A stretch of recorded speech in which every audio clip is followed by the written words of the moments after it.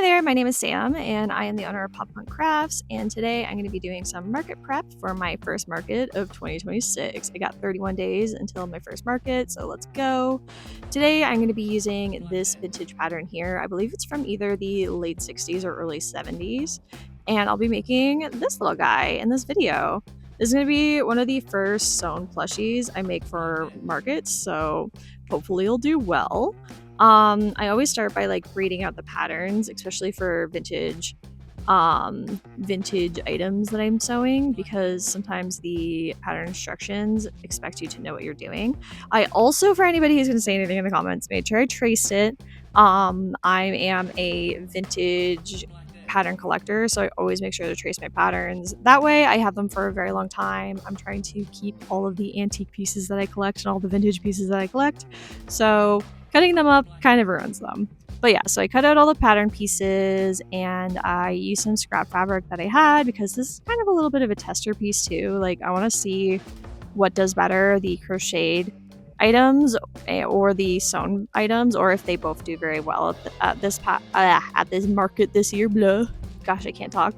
I also used the safety eyes too, and I made sure to double sew around each like edge, so that way, you know, if little hands are playing with them, they don't absolutely rip the little turtle I made open.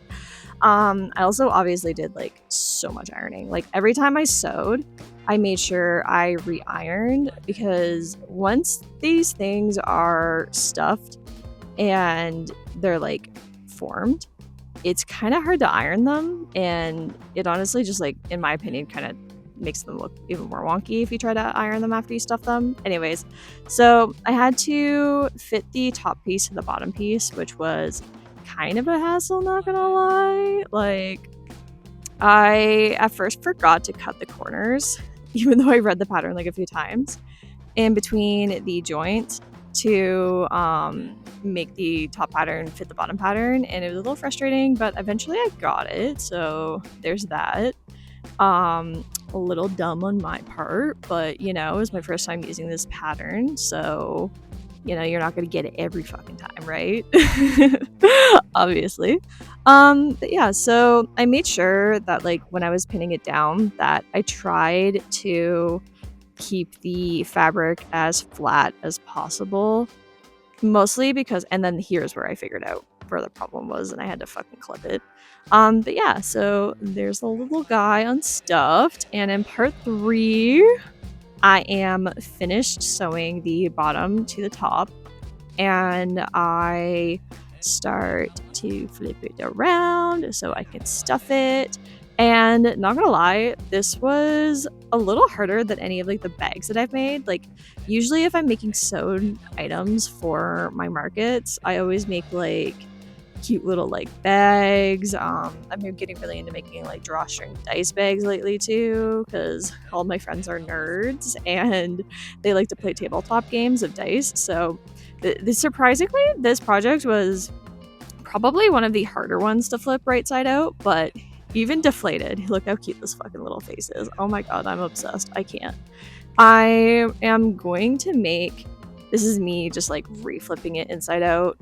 I don't remember why I did that. Girl, why are you doing this? Oh, right, because I was, okay. I did that, and then I clipped some of the corner parts so that they wouldn't fray with my pinking shears. Specifically, yeah, that part and the bottom part, because that's going to be where, like, the tip of the tail area, because that's where it's going to get most, like, stretching. And then I start stuffing, and here we go. Oh my god, are you ready? Look how cute.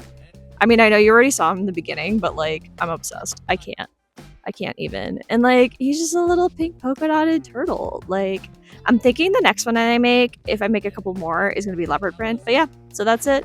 Hope you enjoyed the video. Everything will be available in my Etsy shop soon, or in my other shop soon. And I can't wait to get to the markets.